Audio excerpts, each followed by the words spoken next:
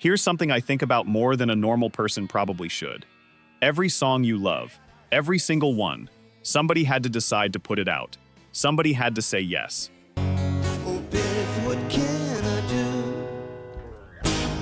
And 10 times, at least 10 times that I can prove, the people who made the song said no. They didn't want it. They tried to bury it.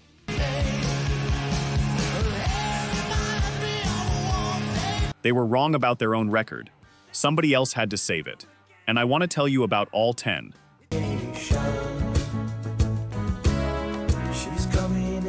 Number 10. Toto, Africa. I want to start with a man who promised to run naked down Hollywood Boulevard. I hear the drums echoing tonight. And I want you to understand, he was serious. He said it out loud and people heard him say it, and he has been asked about it on national television ever since. Toto, in 1982, were the best musicians in Los Angeles, and nobody thought they were cool. Session players, the guys other bands hired. They were making their 4th record, and they were under pressure, and near the very end of it, they cut a track with a kalimba on it and a keyboard part that sounded like nothing else they had ever done. What's deep inside, frightened of this thing that I've become. And here's the part I didn't know until I went looking. Steve Lukather has said flat out that it was the last thing they cut, and they thought it was a throwaway. They made the entire record without ever hearing the lyrics. The lead vocal went on last, after everything else was finished. So picture it. The band is standing there hearing the words to this song for the first time. And they start laughing. Lukather has said they cracked up. The ones who didn't write it were just looking at each other going, "What is this?" He has admitted he still smirks when he hears the words. I love that. I love that so much. Because that is exactly what happens in a room full of guys who have known each other since high school. They were wary about even putting it on the album. Releasing it as a single seemed ridiculous to them. It took a man at the label, Al Keller, to talk them into it. The wild dogs cry out in the night as they grow. Lukather's line was, I thought it was the worst song on the album, it didn't fit, the lyrics made no sense, and if it's a hit, I'll run naked down Hollywood Boulevard. He said it. He confirmed on CBS that he said it. Sure as Kilimanjaro rises like Olympus above the sea. And then it went to number 1. And I know you know this feeling. Being certain about something, being completely certain, and being completely wrong in the best possible way. That's the whole list. That's what we're doing here.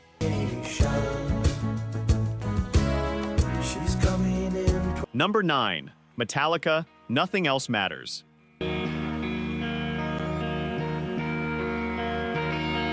I need to tell you something about this one. This song was not written for you. It wasn't written for me. It was written by a man alone, in a hotel room, and it was supposed to stay there.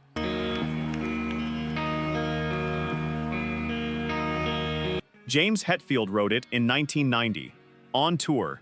In his words, bumming out about being away from home. He was on the phone with his girlfriend, holding the receiver in one hand,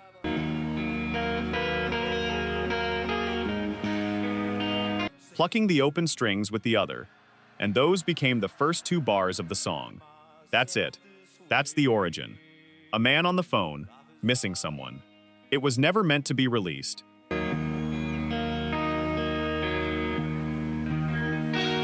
He wrote it for himself. It only got considered for the record because Lars Ulrich happened to hear it.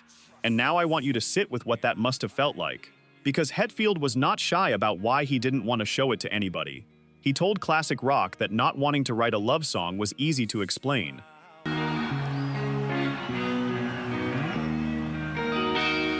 It was a huge sign of weakness, and you're in Metallica. He told Mojo he thought Metallica could only be the 4 of them. Songs about destroying things, head-banging, bleeding for the crowd. And his own account of the moment it slipped away from him is this. I don't just sing.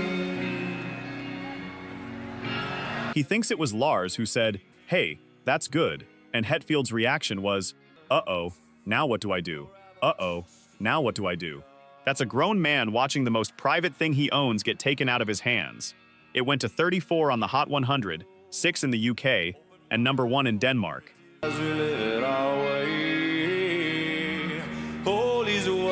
and it became the song that made a whole generation of people who don't like metal understand what metal could do. Some records don't just sound good, they know something about you. And the terrifying thing, if you're the one who wrote it, is that they know something about you too.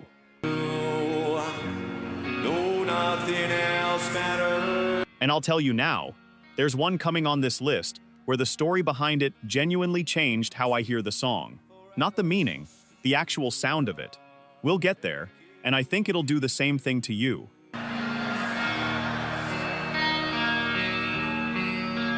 Let's look at the numbers. Only 9% of you are actually subscribed. Honestly, that's tough to see. Our team spends days hunting down archives and verifying every single fact just to tell these stories right. If you've made it this far into the video, you're clearly part of the community, so please hit subscribe. It costs nothing and helps us immensely. Now, for those already subscribed, very few of you have made the jump to our membership, and that's a hard pill to swallow because you're the ones who know our value best. If this channel has moved you or inspired you, consider joining. It's the price of one coffee, but it's the literal fuel for this channel. Let's keep this alive together. Back to the story. Number 8. REM, Losing My Religion.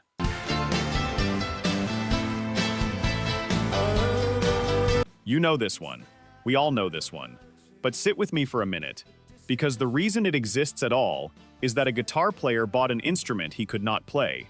Peter Buck had just bought a mandolin and was trying to learn it.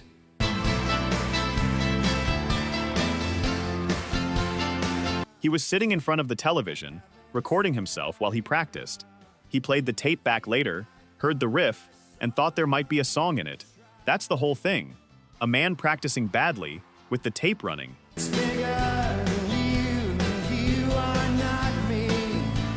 Now here's the problem. Mike Mills has described it better than I ever could. A song over 5 minutes long, no chorus, and the lead instrument is a mandolin. How could it not be a hit? He's joking. Obviously he's joking.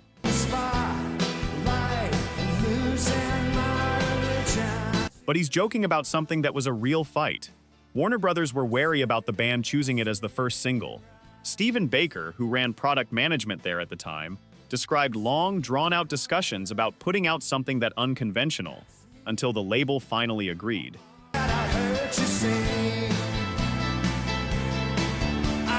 And I want you to notice what that actually means. It means somebody in a conference room in 1991 had to be talked into the mandolin.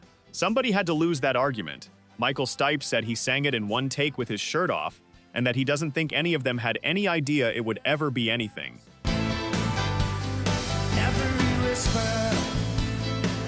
It went to number 4. It's still the highest charting song REM ever had in America. Buck's own summary was that it changed their world. They went from selling a few million with Green to over 10 million.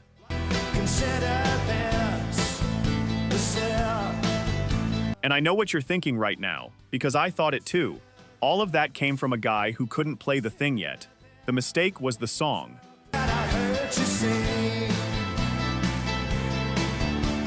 Number 7. Kiss. Beth, okay. I love this part. But I can't come home right now. Because this is the one where the band didn't fight the song and lose. They fought it, refused to participate in it, hid it, and it beat them anyway. Beth, what can I do? Kiss, in 1976, were Fire and Blood and Platform Boots, and their producer, Bob Ezrin, decided what this band needed was a ballad. Just can't find the sound. A piano-led, string-drenched ballad, sung by the drummer. I want you to imagine pitching that. In that room, to those men, Gene Simmons and Paul Stanley weren't keen to even include it on the album. Me and the boys were playing, but we According to the son of Casablanca boss Neil Bogart, when the orchestra session happened, Gene and Paul simply didn't go. They missed it entirely. It wasn't the sound of Kiss. It wasn't for the audience of Kiss. We're never going to release that song. I should be straight with you here, because the credit on this song has been argued about for 50 years, and it's still being argued about.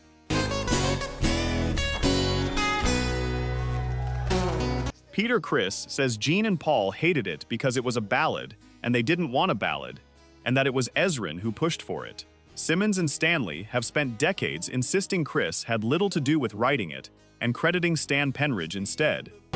Say you feel so empty that I'm not going to pretend I can settle that. Nobody settled it. What nobody disputes is what the band did with it. They buried it. They put it on the B-side of Detroit Rock City and moved on.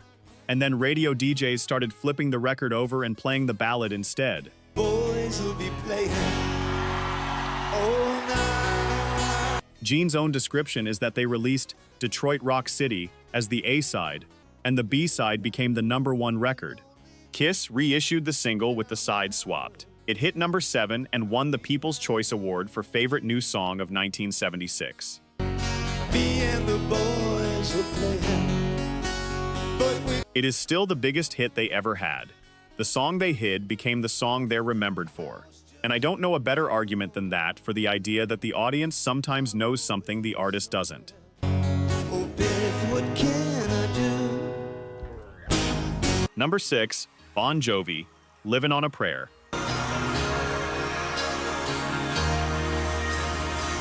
There is a song that a stadium full of 80,000 people will sing back at a man who, on the day he wrote it, thought it was fine.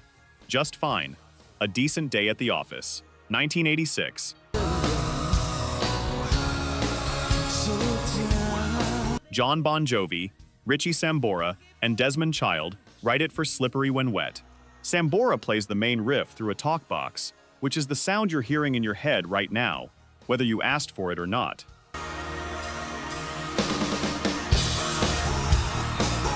And here's the thing, John has said out loud, in his own words, decades later. It wasn't that he didn't want to record it, he just wasn't all that impressed on the day they wrote it. Read that again. Not impressed. On the day he wrote what would become the single most recognizable song of his life.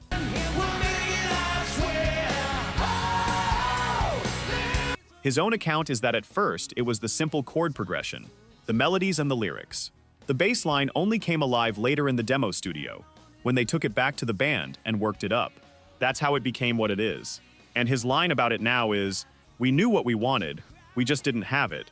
So I was like, yeah, it's good. Good day at the office." And I was wrong.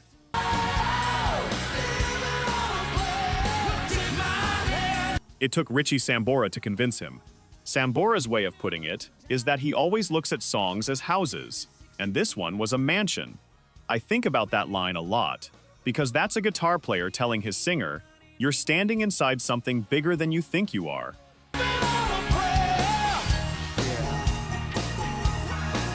It went to #1 on the Hot 100 and became their signature song. John's summary, 40 years on, it's one of the biggest songs in our catalog. You just smiled.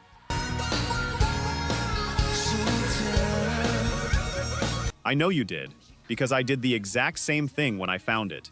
There's something so human about a man being handed the best thing he'll ever make and going, yeah, that's all right.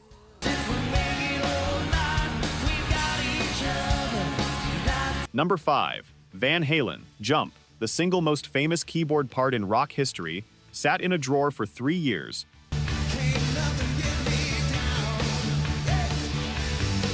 Because the greatest guitar player alive couldn't get anyone to listen to it. Eddie Van Halen wrote the synth line around 1981, and it was rejected by the other members of the band. Rejected, not tabled. Not maybe later. His own band said no, and you can understand why. And I want to be fair about it, because Van Halen were a guitar band.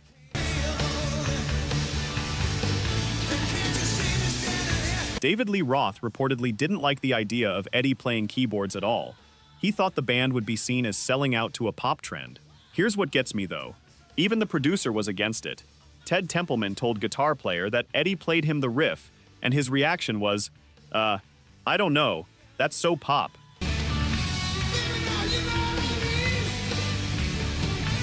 And he told Rolling Stone in 2020, decades later, after all of it, that the only falling out he and Eddie ever had was over this song, because he didn't like it, and still doesn't. His words, "It's stupid because I produced it, but the keyboards just hit me as wrong."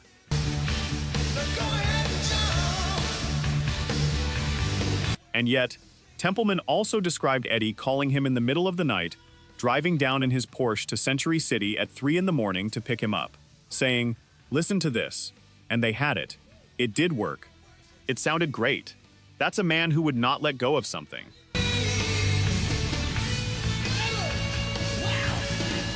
3 in the morning, because he knew. Templeman got Roth to sit with the unused idea in 1983. Roth listened to it over and over in the back of his 51 Mercury and turned it into an invitation to action, to life, to love. It sat at number 1 for 5 weeks, and I know you've had a version of this, something you were sure about that nobody else could hear yet. The details are different, the feeling is not.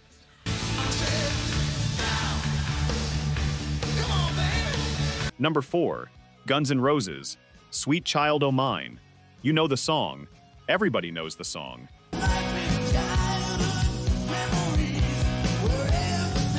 Five notes and a room full of people lose their minds. But where it came from is a story that makes it sound different on the other side. In a good way, I promise. 1986. The band's house near the Sunset Strip. Steven Adler and Slash are warming up, and Slash starts playing a circus-sounding melody while pulling faces at the drummer. That's it. That's the birth of it.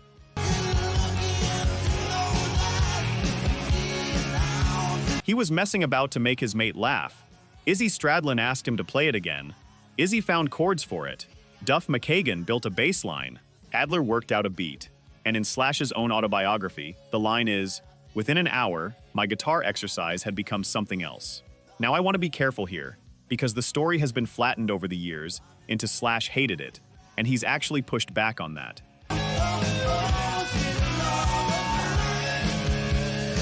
He told Total Guitar that in passing, he did say it was sort of a joke, but initially it was just a cool, neat little riff he'd come up with. The bit he's consistent about is that he wouldn't have brought it to the band as an idea. He only played it because they all happened to be hanging around, which is almost worse, isn't it? It means it only exists because they were in the same room at the same time.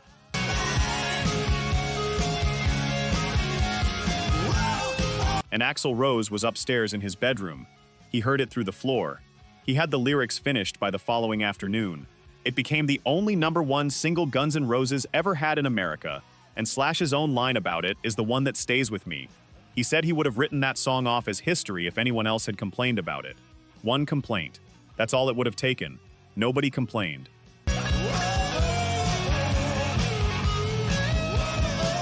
Number 3, Deep Purple, Smoke on the Water. 4 notes. You already heard them.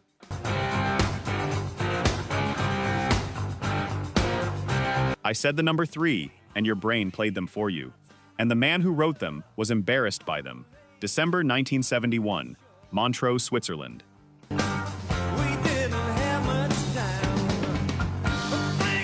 The band are there to make Machine Head, and the casino burns down during a Frank Zappa show after somebody fires a flare gun at the ceiling. Ian Gillan writes lyrics about it. The smoke on the water was the smoke hanging over Lake Geneva, and Ritchie Blackmore was embarrassed to show the riff to his own band because it was such a Neanderthal tune for a guitarist of his caliber. Sit with that for a second. The most played riff in the history of the electric guitar, and its author thought it was beneath him.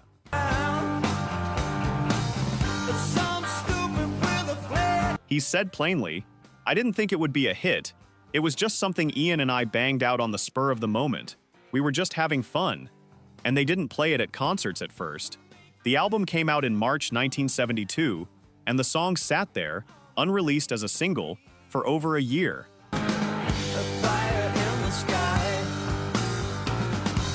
It took their American label, Warner Brothers, to make the call, and they put it out on a single combining edited live and studio versions of it in May 1973, well over a year after the record. The band didn't do it. The band never would have done it.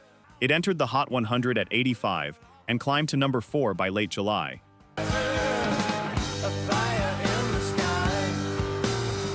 Their biggest hit ever. And in 2008, a survey of London music students voted it the best opening riff there is. Some of you learned that riff before you learned anything else. Some of you learned it in a shop where there was a sign on the wall telling you not to. And the man who wrote it was too proud to play it for his friends.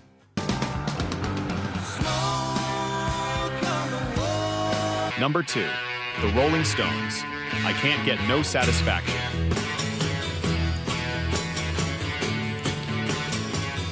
This is the one. I told you it was coming, and I told you it would change the song for you. Here it is. The most famous guitar sound of the 1960s was never supposed to be a guitar. May 1965. Keith Richards wakes up at his flat in London.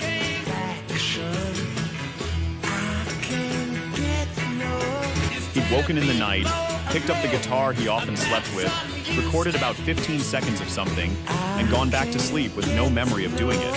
He brought the tape to the band a week later. In the studio, a Maestro fuzz tone got plugged in.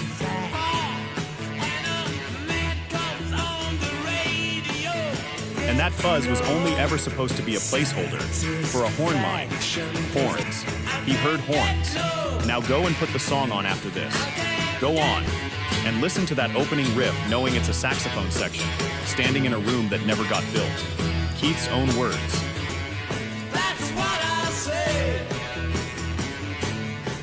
This was just a little sketch, because to my mind, the fuzz tone was really there to denote what the horns would be doing.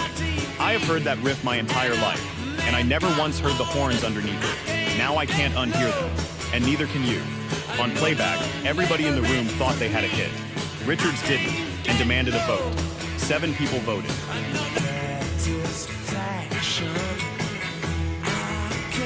Oldham, Passenger, Ian Stewart, Brian Jones, Charlie Watts, and Bill Wyman said yes.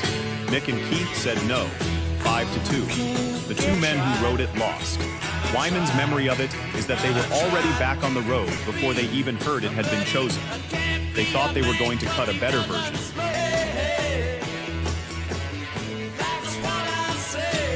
It wasn't finished as far as they were concerned, but sometimes an artist's sketches are better than the finished painting. Keith's line is, "We went back on the road and a week later it's on the radio and I'm in Omaha. It went to #1, and rock and roll was never the same. Sometimes the unfinished thing is the thing, and I told you, it changes the song."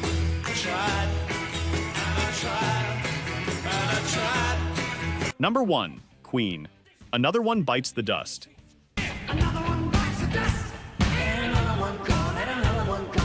The biggest selling single Queen ever released was almost not released at all, and the man who talked them into it was standing backstage at the Forum in Los Angeles, and he was 21 years old.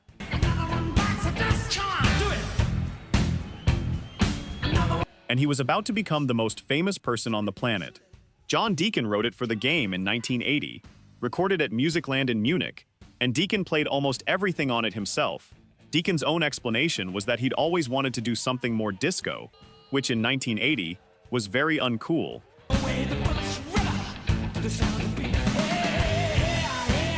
And the band were not all with him. Their producer Reinhold Mack put it simply, funk wasn't really in the vocabulary. Brian May said John was pulling them hard in a funky direction, and that Roger wasn't a fan at all. Here's where it turns.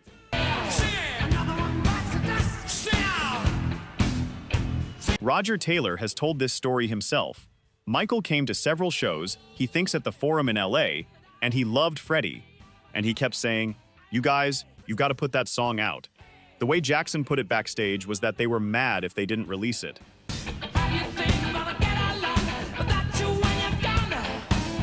And Roger Taylor's answer to Michael Jackson's face was, "No, you're kidding. That's never a single.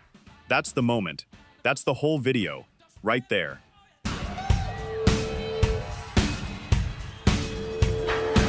The drummer in Queen telling the king of pop he doesn't know what a hit sounds like.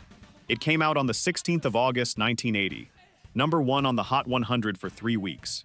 31 weeks on the chart, more than any other song that year. Over 7 million copies. The biggest selling single of Queen's entire career.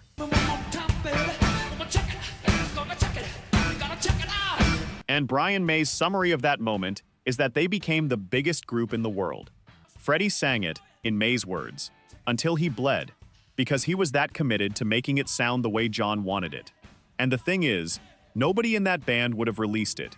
It took a kid in the audience who loved them enough to argue.